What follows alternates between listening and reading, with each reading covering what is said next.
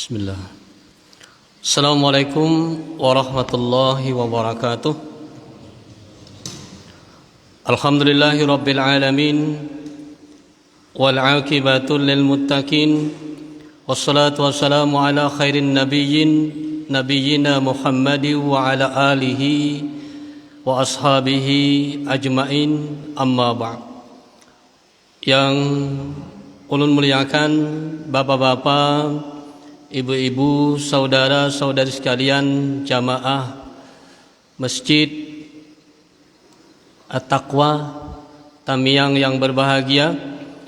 Alhamdulillah selalu kita bersama-sama memanjatkan puja dan puji syukur kita kehadirat Allah Subhanahu wa taala, yang mana dengan segala limpahan rahmat, taufik dan hidayahnya serta kudrat dan iradatnya kita dapat berkumpul di masjid yang sama-sama kita cintai ini dalam rangka menunaikan kewajiban kita, yaitu salat maghrib berjamaah. Kemudian kita lanjutkan dengan mengadakan pengajian agama. Kemudian juga salawat dan salam selalu tercurah kepada junjungan kita Nabi besar Muhammad sallallahu alaihi wasallam, yang mana beliau yang telah membawa kita dari alam yang gelap gulita menuju pada alam yang terang benderang, minaz zulumati ila nur. Bapak ibu saudara-saudara sekalian, ibadah salat adalah ibadah agung, ibadah mulia, ibadah yang Allah perintahkan secara langsung kepada nabinya. Jadi secara langsung Allah perintahkan dengan mengisra dan mi'rajkan nabinya Muhammad sallallahu alaihi wasallam dari Masjidil Haram di Mekah ke Masjidil Aqsa di Palestina, kemudian mi'raj naik ke atas langit, kemudian sampai ke Sidratul Muntaha bertemu dengan Allah Azza wa Jalla, dan beliau mendapatkan perintah salat sebanyak 50 kali sehari semalam. Kemudian terjadi tawar menawar yang pada akhirnya diwajibkan 5 kali sehari semalam. Kan tetapi pahalanya sama dengan 50 kali sehari semalam. Ibadah salat adalah ibadah yang tidak gugur kewajibannya pada kita yang sudah balik, yang sudah sampai umur, kecuali bagi binian ketika ada ujur-ujur tertentu dia boleh tidak mengerjakan ibadah salat. Kemudian ancamannya pun juga luar biasa. Orang meninggalkan salat, kata Rasulullah SAW, di akhirat nanti la yanzurullah, Allah tidak memperhatikan mereka. Wala yuzakkihim, Allah juga tidak akan sucikan mereka. Tidak akan sucikan mereka. Dan ujar Rasulullah SAW, pada saat itu ja'al malak, datang padanya malaikat, biadihi silsalatun, di tangannya ada rantai yang diambil dari api neraka, jar'uha sab'una dhira'an, panjangnya 70 hasta. Kemudian fayu'alliqu fi unukihi, dililit pada lehernya, wa yadkhulu fi fihi, kemudian dimasukkan pada mulutnya, wa yakhruju min duburihi, kemudian dikeluarkan pada kemaluan belakangnya. Di rantai diambil dari neraka, dimasukkan dalam mulutnya, dikeluarkan dari lubang kemaluan belakangnya. Kemudian malaikat itu berteriak, ini adalah balasan bagi orang yang meninggalkan sholat, yang cuman mengaku orang Islam tapi tidak mengerjakan ibadah sholat, yang ngakunya aja orang Islam tapi tidak mengerjakan ibadah sholat tersebut. Kemudian dalam hadis lain juga Rasulullah mengatakan, tarikus sholat, orang yang meninggalkan sholat, idza rufi'at luqmatu ila fihi qadat lahu la'anahullahu ya aduwullah ta'kulu min rizqillah wa la tu'addi faraidihi. Kata Rasulullah SAW, orang yang meninggalkan sholat itu ketika dia hendak makan nih, idza rufi'at luqmatu, ketika dia mengangkat makanannya ke mulutnya, ila fihi, ke mulutnya, qalat lahu, berkata makanan itu, cuma kita kadang dengar, kitanya kada tahu, kita ninggalkan sholat, kada sembahyang, ketika kita makan, ketika kita ngangkat makanan ke mulut kita, makanan itu berkata, apa kata makanan itu? Lahu la'natullah, wahai laknat Allah, wahai orang yang dilaknat oleh Allah. Ya aduullah, wahai musuh Allah, wahai musuh Allah. Ujar makanan yang kita makan itu. Nah, ta'kulu mir rizqillah, kamu makan rezeki yang datangnya dari Allah. Makan makanan yang datangnya rezeki itu dari Allah Subhanahu wa taala. Wala tuaddi faraidihi, tapi kamu tidak mengerjakan apa yang dipardukan oleh Allah Subhanahu wa taala. Ini ancaman bagi orang yang meninggalkan salat. Bapak Ibu saudara-saudara sekalian, namun ketika kita mengerjakan ibadah salat itu ada syarat-syaratnya. Ada syarat-syarat tertentu, dan syarat itu tidak mesti untuk salat. Contohnya misalnya, syarat sah salat itu adalah suci dari hadas kecil dan juga hadas besar. Ya, kalau suci hadas kecil dan juga hadas besar. Hadas kecil itu bisa disucikan dengan cara berwudu. Hadas besar bisa disucikan dengan cara mandi. Kemudian kedua-duanya itu bisa digantikan dengan tayamum apabila tidak ada air atau tidak bisa menggunakan air. Kalau ada kawan gunakan air, umpamanya punya penyakit kada kena air, boleh dengan cara tayamum. Cara tayamum. Jadi syarat yang pertama adalah suci dari hadas kecil. Hadas kecil itu bisa disucikan dengan cara berwudu. Nah, jadi wudu itu jadi syarat sah salat. Orang salatnya kada berwudu kada sah. Kada sah salat seseorang kalau tidak berwudu. Kemudian ada pertanyaan, bolehlah berwudu dalam WC? Bolehlah berwudu di kamar mandi? Ya kalau leh. Nah, bolehlah berwudu bersuci di kamar mandi atau dalam WC. Nah, umpamanya ketika seseorang junub, hendak mandi junub kan dimulai dengan berwudu itu. Ya kalau kita hendak mandi junub dimulai dengan basuh kemaluan, cuci tangan, kemudian berwudu. Nah, setelah itu baru mandi kan. Nah, kemudian kayak apa hukumnya orang berwudu di dalam WC? Dalam WC atau dalam kamar mandi? Bolehlah mengucapkan bismillah. Padahal orang berwudu sangat dianjurkan mengucapkan bismillah ketika memulainya. Nah, ketika kita berada di dalam kamar mandi atau dalam WC ketika hendak berwudu, kada usah mengucapkan bismillah.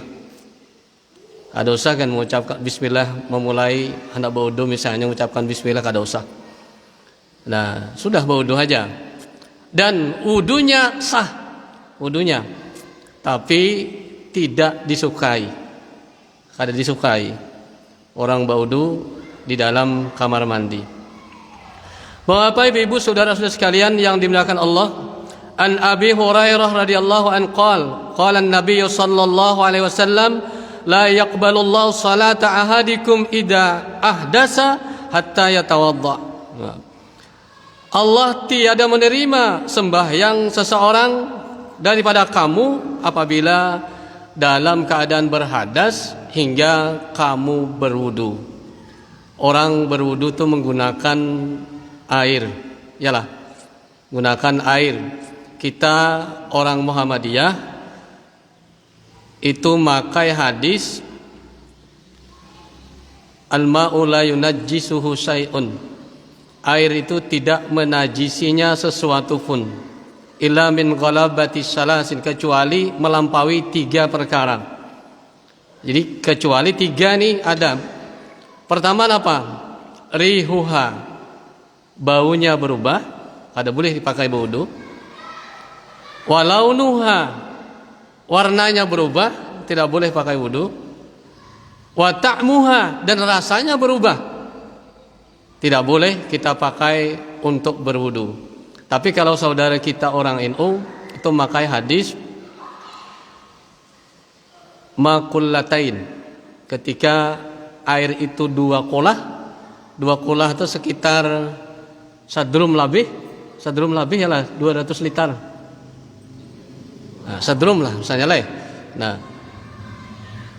pada saat itu apabila airnya sudah dua kolah, maka tidak menajiskan lagi sesuatu. Artinya ada najis di dalam, boleh dipakai, boleh dicibuk juga, boleh dicibuk. Nah, itu hadis yang mereka pegang, tapi hadisnya itu dhaif. Lalu kita kada pakai. Dan kita pakai ketika air itu tidak berubah, yang 3 macam tadi. Launuha, warnanya kada berubah, rihuha, baunya kada berubah, kemudian ta'muha, rasanya juga tidak berubah, boleh dipakai berwudu. Loh, kalaunya ada najis pang di dalamnya, misalnya ada tahi cacak, boleh.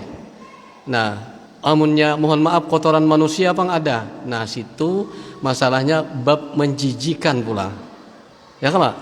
Bab rasa jijik pulang. Misalnya ada tahi manusia di dalamnya, walaupun warnanya kada berubah, rasanya kada berubah, baunya kada berubah, tapi ada kotoran di dalam itu, maka termasuk jijiknya pulang.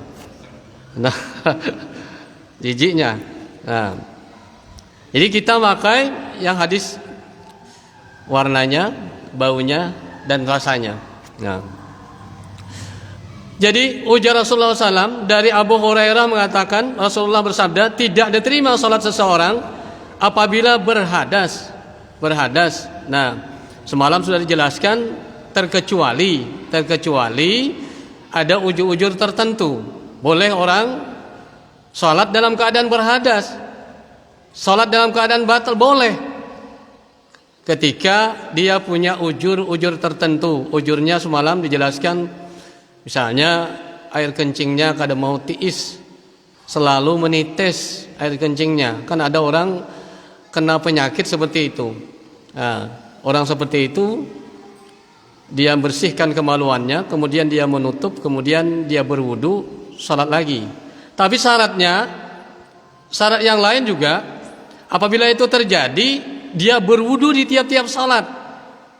Jadi berwudu di tiap-tiap salat. Kalau kita kan kada.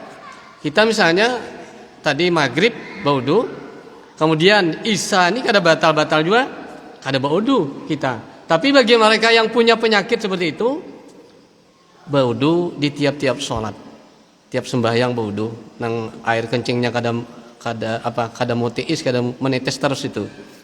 Atau orang bila bergerak kantut. Nah, ya kalau ada itu. Nah, kantutnya kada kawa dikontrol. Nah, jadi kada kawa sembahyang itu harus apa? Misalnya bila rukuk bergerak tak kantut, bangkit dari rukuk tak kantut pun. Kada kawa itu. Jadi diperbolehkan orang seperti itu sholat dalam keadaan batal tersebut. Boleh. Karena ada ujur, tapi dia harus berwudu di tiap-tiap sholat.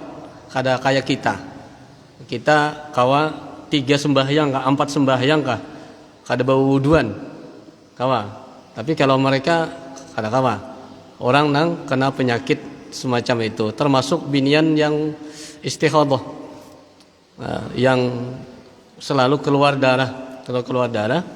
Pada zaman Rasulullah pernah ditanya tentang penyakit seperti itu, maka kata Rasulullah, tinggalkan puasa, tinggalkan sholat, tinggalkan hubungan suami istri, tinggalkan tawaf.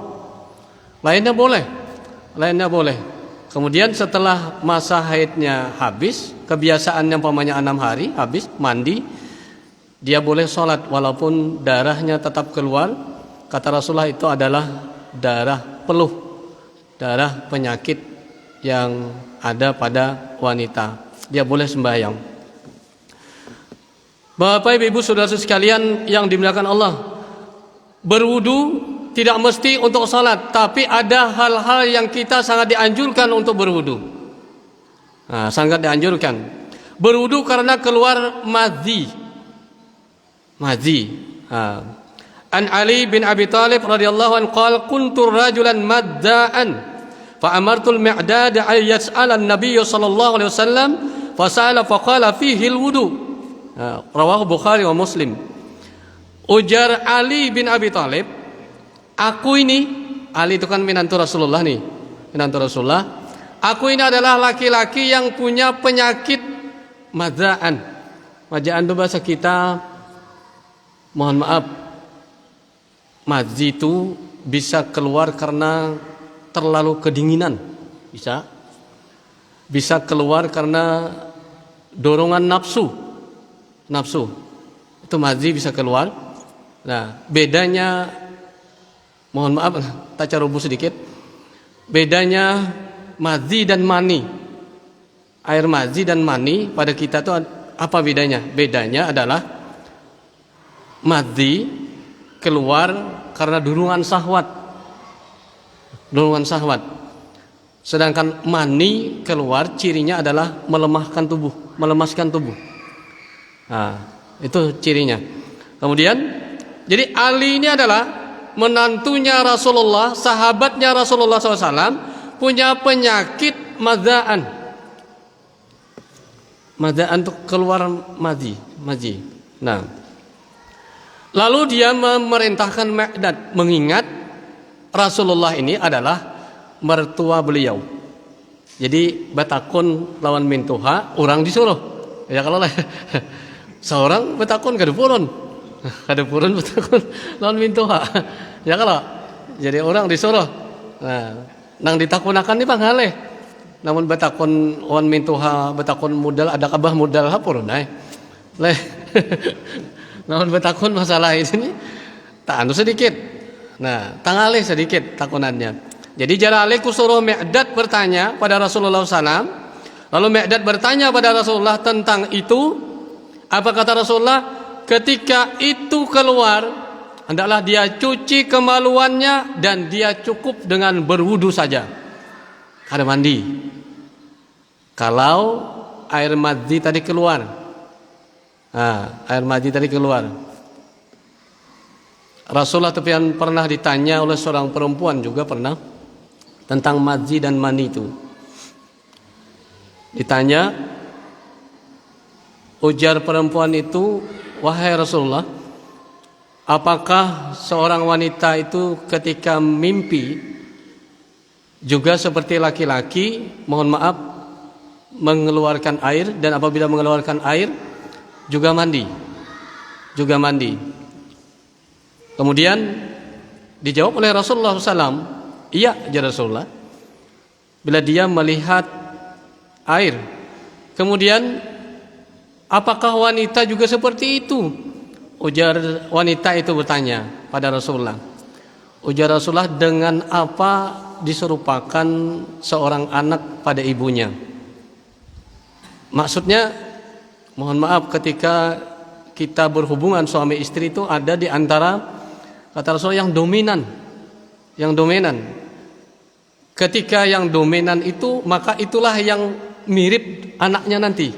Dengan seseorang itulah dia mirip anaknya. Maksudnya kayak apa tuh? Ngalih menjelaskan. Misalnya istrinya dominan atau lakinya dominan. Istrinya dominan misalnya, maka anaknya nanti mirip dengan ibunya. Walaupun anaknya lakian. Paham lah? Nah, kan kita ancak melihat kalaunya anak kita lalakian mirip abahnya itu biasa. Leh, anak binian mirip umahnya biasa. Tapi yang terbalik, anaknya lakian mirip umahnya. Ya kalau ada, atau anaknya binian mirip abahnya. Nah, itu artinya ada yang dominan pada saat itu. Jadi tanya, kata Rasulullah, dengan apa diserupakan? Artinya bibinian itu bertanya, apakah bibinian juga seperti itu, kayak lakian?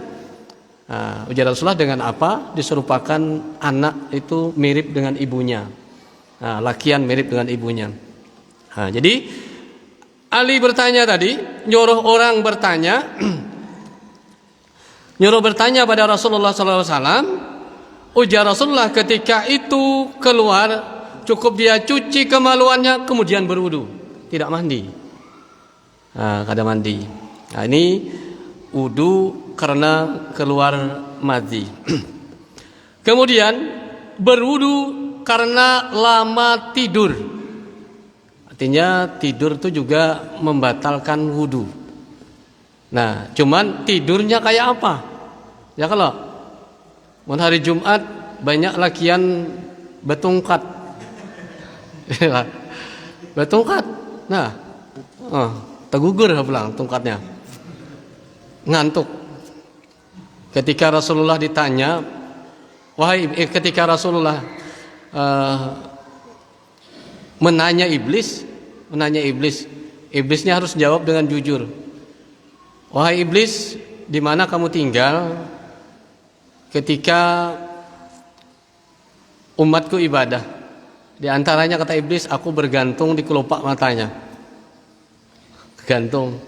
Wah, ngantuk kita. Hatib, apalagi hatibnya kalam, yalah. Mendayu-dayu. Dayu-dayu, kalam. Ngantuk kita. Ditiupnya hidung kita oleh iblis. Tiup hidung kita, nguap kita. Nguap. Ketika menguapnya kada ditutup, at-tasa'ubu minas syaitan. Nguap itu dari syaitan. Ija tasa'aba ahadukum falyazim mastata. Bila kamu menguap maka tahanlah sekemampuan kamu. Bila kada kawajo nahani, tutuplah dengan tanganmu supaya iblis kada kawa masuk. Ini salah satunya gantung di apa? Di anuan mata nih. Nah, kalau kita ngantuk dengar hatib, biar pas tailan, imbah ada orang mau khutbah. Napa sini Jumatan kada ada khutbahnya aja. Seorang tak guring. Ya kan? Jumatan kada ada khutbah. Seorang tak guring. Nah, salah satunya gantung di kelopak mata. Kemudian ditanya, ketika kamu kepanasan, di mana kamu bernaung wahai iblis? Nah, di antaranya kata Rasulullah, aku jadi iblis bernaung di bawah kuku-kuku manusia yang panjangnya luar biasa. Panjangnya luar biasa.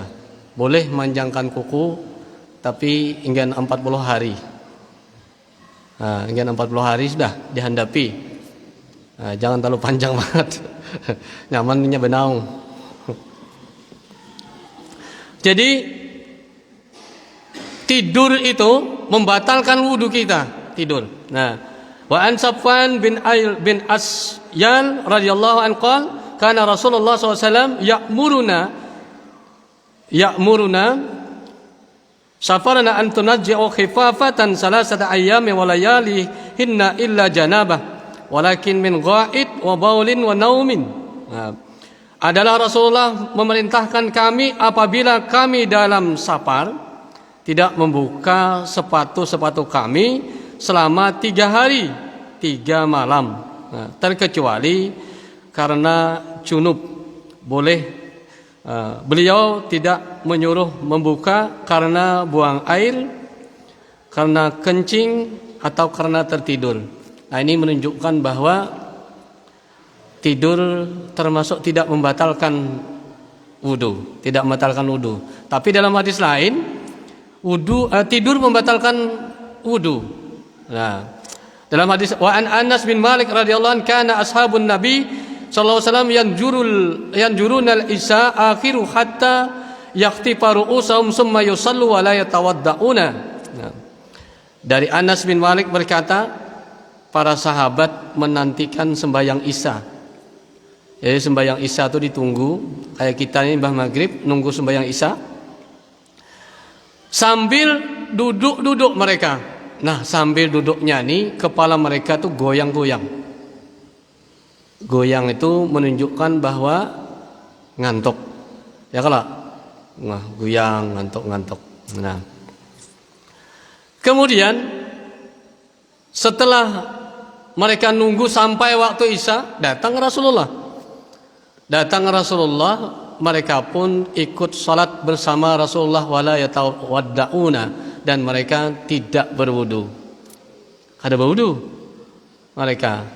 Nah, hadis ini menunjukkan bahwa guringnya mereka, ngantuknya mereka menunggu sembahyang Isya itu tidak membatalkan wudu.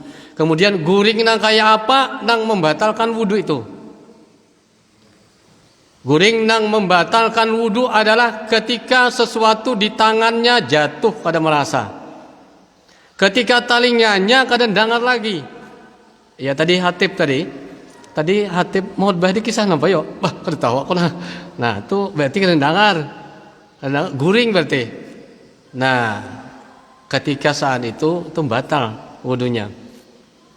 Nah, orang dipadahkan kada mahutbah, kisah Hatib kada tahu, kada dengar.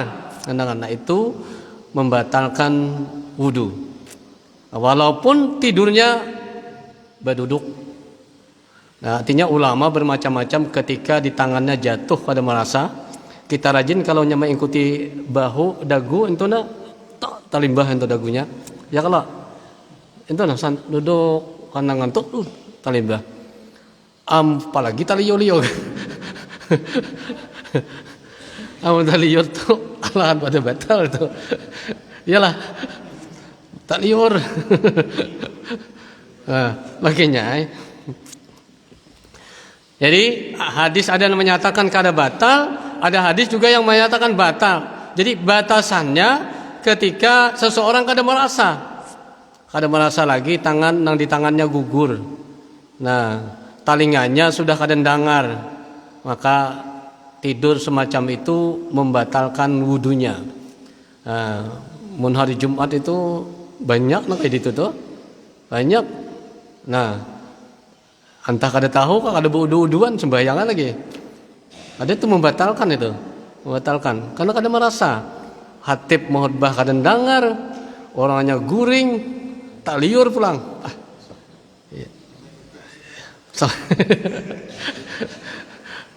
Nah, itu bisa membatalkan. Yes. Bapak Ibu saudara-saudara sekalian yang dimuliakan Allah. Kemudian juga ada hadis yang menjelaskan berwudu karena menyentuh perempuan. Menyentuh perempuan. Kalau menyentuh ini amun bini orang haram hukumnya. Haram hukumnya kalau menyentuh. Beda kalau tersentuh. Kalau tersentuh kada kamu menghindari kita. Ya kalau. Dan kalau di Mekah itu masuk pintu masjid itu bakal jalan binian lakian. Kada kamu menghindari itu. Kalau batal tersentuh itu wudu harus tuh kayak apa caranya wudu. Lalu ujar orang apabila sudah di Makkah tuh pindah mazhab. Mazhab nang kada membatalkan. Ya kalau pindah mazhab. Nah, mazhab nang kada membatalkan kita pakai aja. Nah, bisa berpindah-pindahan kayak itulah. Jadi kayak apa hukumnya menyentuh perempuan? Nah, an Aisyah radhiyallahu an qalat inna an-nabiy sallallahu alaihi wasallam kana yuqabbilu ba'da azwaji thumma yusalli wa la yatawadda. Dari Aisyah radhiyallahu anha qalat, dia berkata, sesungguhnya Nabi itu adalah, ujar Aisyah, pernah mencium sebagian istrinya. Ujar Aisyah cium sebagian istrinya. Kemudian beliau ya kalau kada batal. Riwayat Aisyah nih, cuman bukan Aisyah yang dicium beliau. Kalaunya Aisyah wajar aja, kalaunya Aisyah tuh anak, kada bapak dicium Nabi, kada batal. Ini Aisyah meriwayat bahagian istri Nabi, ujar Aisyah itu dicium oleh Rasulullah SAW dan Rasulullah tidak berwudu imbahnya. Imbah mencium istri-istri beliau itu. Istri Rasulullah paling banyak cemburu itu kan Aisyah. Aisyah ini cemburu dengan istri-istri yang lain. Pernah Aisyah itu pian belajar masak. Umurnya sekitar 14 tahun. Belajar masak, anak nyenangkan hati Rasulullah SAW. Jadi ibarat kita tuh nak memasakiakan gangan sop, nukar ayam, nukar rampah dah. Biar pas memasakiakan, datang jariah yang lain bawakan masakan dari bini sidin yang lain. Nah, masakiakan, datang, Assalamualaikum, Waalaikumsalam. Kenapa tuh dibawamu? Ini masakan kesukaan Rasulullah SAW. Nah, masakan kesukaan Rasulullah. Ujar Aisyah, bawa bulik kak ada kah? Ujar Aisyah, bawa bulik kak ada kah? Nah, bingung jariah nih, jariah coba bahasa kita pembantu. Bingung bawa bulik sariki bini sidin di sana. Ya kalau diunjuk di sini Aisyah hamuk. Nah, samuk. Akhirnya apa? Dirabuti oleh Aisyah, dilemparkan masakan yang dibawa, dilemparkan. Nah, belajar memasak. Jadi tidak batal Rasulullah SAW, bahkan Rasulullah mencium sahabat-sahabatnya, bini-bini sebagian istrinya, kadang membatalkan. Nah, jadi yang membatalkan itu pian apabila disertai syahwat. Mun pian bina cium-cium terus berbahaya juga bang. Kalau bina bulan puasa boleh lihat cium bini, boleh Rasulullah contohkan, tapi pian berbahaya. Ya, berbahaya. Jangan coba-coba. Siap marah sama muai karena kita 2 bulan bayarnya aja. Kenapa? Karena 2 bulannya kita membayarnya. Paham? Bahwa apa ibu saudara-saudara sekalian yang dimuliakan Allah. Kemudian ada lagi hadis riwayat Aisyah, an Aisyah radhiyallahu anha qalat ka in kana Rasulullah sallallahu alaihi wasallam la yusalli wa inni la muqtaridatan baina yadayhi i'tiradal janazah hatta ija arada ay yuqtira masaniya birijlihi, rawahu Nasa'i. Dari Aisyah dia berkata, pada suatu Rasulullah SAW sembahyang, sedang aku tidur di hadapannya seperti jenazah. Jadi jenazah aku guring di hadapan Rasulullah kayak jenazah. Apabila Rasulullah hendak mengerjakan witir, hendak sujud, beliau digawil di batisnya. Nah, digawil di batisnya, kemudian Aisyah nyintak batisnya. Nah, ini juga menunjukkan kada batal nyentuh bini.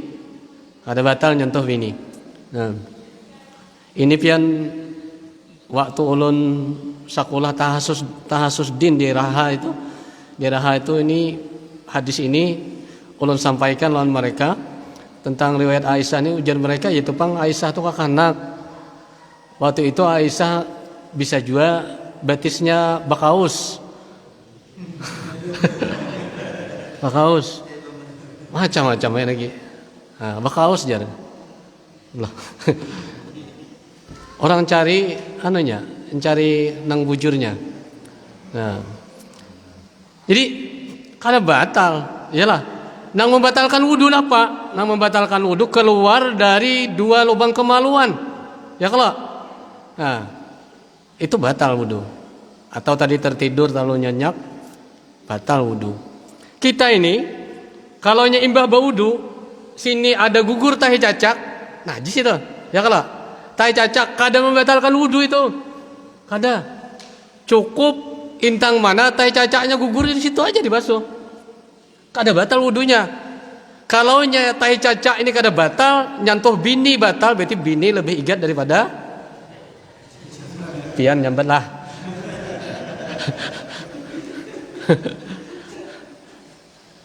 Nah, ya kak, berarti mun itu bini sarik binian. Nah, jadi ujar Aisyah, aku tidur kayak jenazah. Kemudian Rasulullah SAW kadang menyintak bila disentuh oleh Rasulullah disintak batisnya.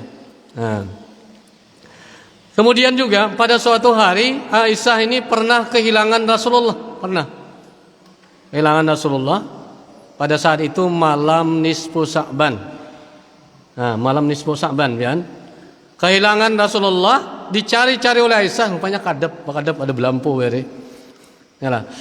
Nah, pas dicari tajapai oleh Aisyah dua perut kakinya kada main, dua kaki itu. Makanya orang sujud tuh ada ulama punya pendapat bahwa sujud itu rapat. Ketika kita sujud tuh dirapatkan kaki kita nih, rapatkan sedikit. Karena Aisyah itu tersentuh dua telapak kaki. Nah, mahar tatamu malam nisfu Sa'ban Rasulullah beribadah salat tahajud sentuh dua kakinya apa syaratan sujud Rasulullah. Nah, ini juga menunjukkan kada batal tersentuh binian. Nah, mun kayak itu karena beli ke rumah gawe-gawe lemanya. Bah bodoh gawe kada batal je ustaz ya. Gawe-gawe je umanya ni napa. Nah. Nggih. Bapak Ibu saudara sekalian yang dimuliakan Allah. Kemudian berwudu karena menyentuh kemaluan sendiri. Jadi nang kaya apa nang membatalkan wudu menyentuh kemaluan sendiri itu. Nang kaya apa? Ada beberapa hadis, ada yang membatalkan, ada yang tidak membatalkan. Nah, wa an Busrah radhiyallahu an qala an-nabi sallallahu alaihi wasallam man masa zakarahu fala yusalli hatta yatawadda. Rawah Ahmad wa Nasai wa Tirmidzi. Dari Busrah dia berkata, Nabi bersabda, barang siapa menyentuh kemaluannya, maka janganlah dia melakukan salat hingga dia berwudu. Kemaluan sendiri. Nah, hadis ini menunjukkan bahwa batal kita nyentuh kemaluan kita sendiri. Usia sangatnya nyamuk. Kayak apa? Sangatnya nyamuk. Pak sang gawil-gawil itu. Ngapak lam. Nah, atau gatal samut kah? Kada tahu kita ya kok. Nah, ini menunjukkan bahwa nyentuh kemaluan sendiri imbah ba'udu itu membatalkan wudunya. Nah, kalau haratan sembahyang berarti batal wudunya, batal sembahyangnya. Ya kalau. Nah, ini hadis yang membatalkan. Kemudian dalam hadis lain, man masa farjahu falyatawadda juga menunjukkan batal siapa menyentuh kemaluannya, maka itu dia harus berwudu. Menunjukkan batal juga.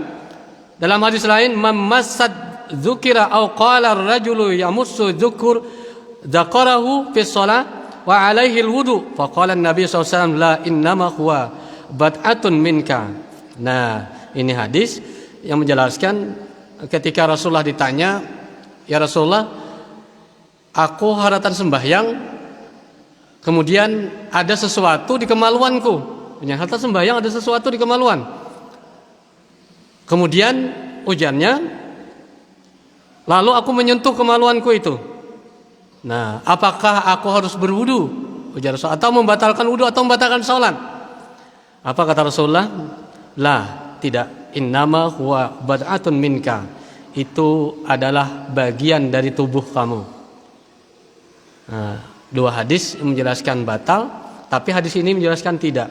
Maka hadis ini dikompromikan oleh para ulama. Para ulama nang kaya apa nang batal. Nah, menyentuh kemaluan tidak membatalkan, menyentuh kemaluan membatalkan jika disertai dengan syahwat. Nah, kalau kita sembahyang ada napakah misalnya digaru-garu, ada apa-apa, ada membatalkan. Tapi kalaunya dengan syahwat, balapik atau tidak balapik, ujar ulama itu membatalkan wudunya. Kalau disertai dengan syahwat. Nah, artinya ketika nyentuh kemaluan karena napakah, kada batal. Nah, Bapak Ibu saudara sekalian yang dimuliakan Allah, juga kita disuruh berwudu karena ragu-ragu dalam berhadas, ragu-ragu dalam sembahyang itu pian iblis ketika azan dikumandangkan, iblis itu lari sampai terkentut-kentut Iblis takantut kayak apa? Kantut iblis sudah tahu kita. Lari bidurat, tak kantut-kantutnya lari sampai dia kadang mendengar lagi suara azan itu. Kemudian setelah selesai azan dia datang lagi. Ketika qamat dikumandangkan lari lagi. Ketika selesai qamat dikumandangkan maka dia datang lagi untuk mewaswis orang nang sembahyang. Untuk menggoda orang nang sembahyang. Makanya jangan sampai pirut, jangan sampai ranggang. Ujar Rasulullah SAW, jangan sampai pirut, jangan sampai ranggang. Karena apabila ranggangnya kawa anak kambing lewat situ, maka disitulah iblis bercokol, berdiam, mewaswis kita sembahyang, mengganggu sembahyang kita. Bahkan ujar Rasulullah SAW, ketika kita rukuk dan sujud, mohon maaf, iblis itu menarik bulu kemaluan kita. Bulu kemaluan, betul, ini ada hadisnya. Bulu kemaluan kita tarik-tariknya. Lalu timbul perasaan kita asa takantut. Timbul perasaan asa takantut. Nah, apabila itu terjadi, ujar Rasulullah, maka janganlah kamu berpaling dari salatmu hingga kamu dengar suaranya atau cium baunya. Kalau suaranya takantut jelas sudah hanyar batal, atau apa, baunya ada, nah hanyar batal. Qala Rasulullah SAW, ya'ti ahadukumus syaitan fi salatihi fayuftahu fi ma'adatihi fayukhayyalu ilaihi annahu ahdasa wa lam yuhdis fa idza wajada dzalika fala yansarif hatta yasma'u sautaha aw yajida rihan. Nah, jadi dari Ibnu Abbas dia berkata, syaitan itu datang kepada seorang kamu yang sedang bersembahyang. Dia datang pada kita yang sedang hayatan sembahyang itu. Maka dia tiupkan di punggung-punggung orang itu, dan lalu orang itu pun merasa berhadas. Ditiupnya. Lalu perasaan kita asa takantut. Nah, padahal sebenarnya ia belum berhadas. Karena itu apabila seseorang berperasaan demikian, janganlah ia merusakkan sembahyangnya, sehingga dia mendengar angin, mendengar suaranya atau baunya. Kalau baunya ada bau kantut, nah itu jelas saja batal. Yalah. Atau suaranya ada, nah, itu jelas batal.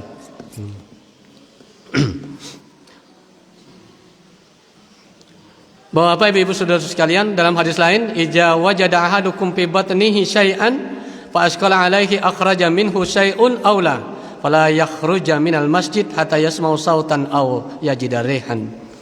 Kata Rasulullah, apabila salah seorang merasakan sesuatu di perutnya, apakah telah keluar angin daripadanya atau tidak, maka janganlah ia keluar dari masjid hingga ia mendengar anginnya, mendengar suaranya dan juga baunya. Isak bang, 2 menit. Oke, sadang aja 2 menit boleh. Ada cukup faedah. Ada takunukan nggak? Ya.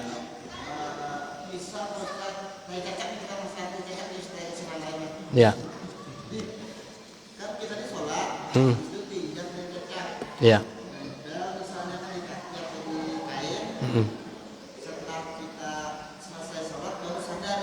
Ya. Orang tajajak tahi cacak, apabila kawannya melihat maka kawannya harus menagurinya. Mun kawan kita ada melihat di telapak kaki kawan kita atau sembahyang itu ada tahi cacak, maka itu batalkan aja sembahyangnya, kemudian suruh bersih tahi cacak itu. Nah, kemudian kalaunya kita kada tahu imbah sembahyang hanya biar melihati baru sadar bahwa ada najis di awak kita, maka pada saat itu sembahyangnya tetap sah. Nah, tapi tidak membatalkan sholat itu, tidak membatalkan. Umpamanya orang tarus sholatnya berdosa tetap sah, tapi sholatnya berdosa, ada najis itu, ada najis di awak, tapi kadang membatalkan sholat, tapi berdosa. Rasulullah itu pernah ketika 2 rakaat di sepatunya, cuman Rasulullah itu padahkan oleh malaikat, itu di telapak sepatu sampian itu ada najisnya. Maka Rasulullah macul haratan 2 rakaat, macul sepatu, makmum juga macul sepatu pada saat itu. Kemudian ujar Rasulullah, sudah selesai, kenapa bukan mau macul sepatu? Imamnya macul sepatu, jadi kami macul sepatu juga. Tadi ujar Rasulullah, aku dipadahkan oleh Jibril bahwa di bawah telapak sepatuku ini ada najisnya, jadi dipacul. Ya, kada batal. Maksudnya kalau sudah imbah hanya tahu kada batal. Ya dalih. Demikian yang dapat Nur sampaikan. Salah hilap nun mohon maaf. Akhirul kalam. Assalamualaikum warahmatullahi wabarakatuh.